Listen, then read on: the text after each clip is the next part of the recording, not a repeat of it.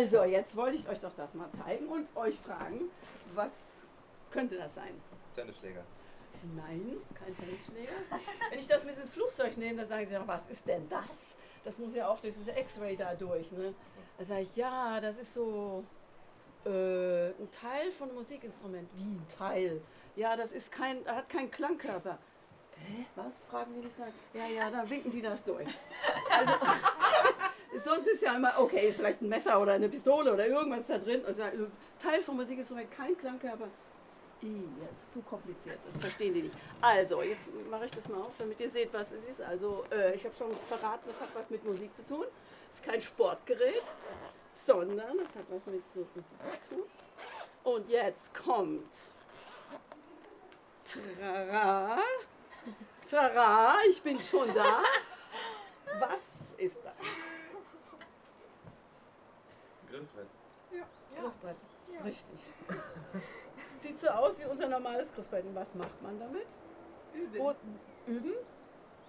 Wann? Was denkst du, wann man damit übt? Wenn du Urlaub machst.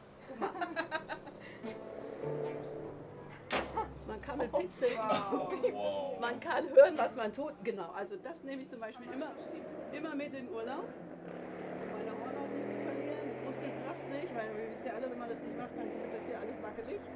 Die Hornhaut geht weg. Aber wenn die Hornhaut weggeht, sieht das dann so aus.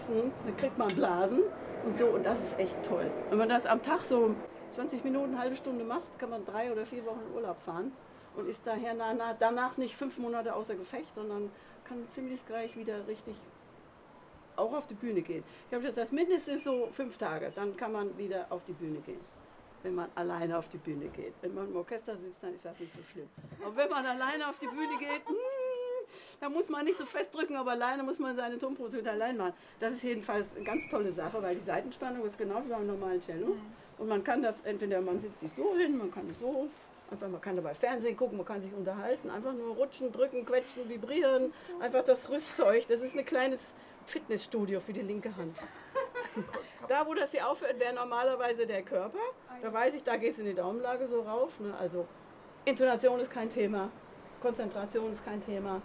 Rutschen, drücken, quetschen, die Haut erhalten, die Muskeln erhalten und dann ab in der Ecke. Es geht nur um die Haptik, es geht jetzt nicht um saubere Töne. Nee, gar nicht. Ja, geht darum. Man will ja irgendwann mal Urlaub davon haben. Von Tonproduktion und Gedächtnis. Ach, das ist wieder unsauber. Nee. Aber kann man das stimmen? Ja, ganz Schon, normal. ja. Das sind hier das sind Patentwirbel, die gehen wie Feinstimmer. Das ist wunderbar zu stimmen. Und deswegen, das ist auch nicht so ganz billig, weil das ist richtig gutes Material. Das ist auch T-Coils, ganz normal. Der Steg ist hier unten fest und da hakt man die Seiten ein. Die haben eine Speziallänge. Larsen wollte sogar extra Seiten dafür machen. Ich habe gesagt, ist nicht unbedingt nötig. Braucht keine Qualitätsseiten hier, weil die haben ja wirklich keinen besonderen Klang. Und vor allem, die gehen ja nie kaputt, weil die werden nicht benutzt eigentlich. So, das ist eine Anschaffung fürs Leben, ist total billig und außerdem ist auch noch eine Waffe. Boink! Wenn ihr einer zu nahe kommt, Also doch eine Waffe. das auf den Kopf zu kriegen, das tut weh. Und die Schnecke ist ein bisschen kleiner, wie ihr seht, das passt sonst nicht in den Koffer. Also die Schnecke ist von dem kleinen Cello und im großen Koffer passt das diagonal rein. Im kleinen Koffer muss man halt das mitnehmen, damit man es auch mal tragen kann. So. Ja. Also das ist unheimlich praktisch. Und rettet jeden Urlaub. Oder wenn du nur mal 5 Tage lang auf die Hütte gehen willst oder eine kleine Schiffstour machen willst, hast 2 Tage später ein Konzert. Was machst du da? Cello kannst du nicht mitnehmen, du willst nicht üben, also du darfst nicht, das stört alle anderen Leute. Und das Ding kann man immer mit sich nehmen. Man kann dabei auf dem Boden sitzen oder während ich mich unterhalte, kann ich ein bisschen, das stört niemanden, das ist ganz toll. Ich gucke mal Fernsehen dabei, wenn ich das benutze.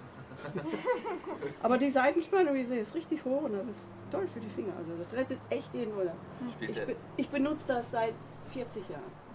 Damit rette ich jeden Urlaub und habe das immer so für mich behalten, aber ich habe es jetzt mal, die Paganino kennt ihr sicher, ne? Ja. Die Firma, die haben das in Vertrieb genommen und da kann man das auch kaufen. Das ist so sinnvoll, das ist wirklich toll. Ich bin immer begeistert, wenn ich nach Hause komme, das ist wirklich, fühlt sich an wie ein normales Griffbrett. Ist ja auch kein Plastik so, es ist wirklich so genau dasselbe Gefühl. Wenn du 3 oder 4 Wochen kein Griffbrett unter der Hand gehabt hast, du fühlst dich wie der letzte Anfänger. Furchtbar ist das. Und es ist alles schlapp, es tut alles weh und es ist grauenhaft. Und das kann man damit vermeiden. Das ist echt super. Und man kann sich trotzdem ausruhen, man muss sich nicht konzentrieren. Man kann es auch ein Stück lernen und bei Fingersätzen machen, kann man auch, wenn man will. Ton für Ton, vierte Bachs wieder. So, oh, okay, wo ist da, wo geht's jetzt hin? Man kann auch seinen Kopf dabei benutzen, muss man aber nicht. Spielt der, Sie haben Also, da einen Bleistiftstrich oder so auf dem Griffbrett. Spielt der eine Rolle? Also eine Orientierung? Oder Nee, ist das ist glaube ich nur Dreck. Ah, Nee, das ist glaube ich, das ist einfach nur Schmutz. Ich war gerade in Ägypten in Urlaub, da ist wahrscheinlich der Dreck drauf gekommen. Ich weiß, nee, spielt keine Rolle, denn Intonation ist ja auch, also manchmal für Intonation da oben, ne? Machen manche Striche hin und sagen, da ist das fies da oben, ne? ja, weil es eben keinen Korpus gibt und man ja immer irgendwie anders.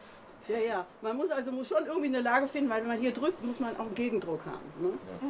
Also ich kann aber auch dabei, so, ich kann auch spazieren gehen, ne? Ich kann so durch den Garten gehen, weil spazieren gehen. Ich brauche nur drücken. Ne? Nicht dagegen drücken, das kann ich kein Pizzicato machen. Ne? Aber wenn man drückt, das ist das, was ich will. Ja. Wenn ich noch 10 Minuten brauche, okay, gehe ich hier im Garten spazieren. Ne? Oder setze mich hin und unterhalte mich. So, das ist echt klasse. So, meine Zeit der Pause ist zu Ende. Das Ding heißt Cellofino. Cellofino muss was mit Cello zu tun haben. Klein. Und Fine ist das Ende auf Latein. Das Griffbrett hat ein Ende und die Übezeit auch. Deswegen Cellofino. Ich habe mir lange überlegt. Außerdem ist das ein Wort, was man in der ganzen Welt aussprechen kann. Ja. Und das hat was mit Cello zu tun. Ne? Also wenn ich jetzt sage, ist ein Übegriffbrett. Das klingt kompliziert und blöd und so stur und so streng irgendwie. Ne? Cellofino ist super. So. Also wenn ihr euren Urlaub mal gerettet haben wollt, dann Cellofino ist super. Das kann man halt so schön über die Schulter hängen. Ganz lässig. Das kommt gut, ne? Und eine Waffe. So. Und tschüss. Danke. Dankeschön. Macht's gut. Tschüss. Super.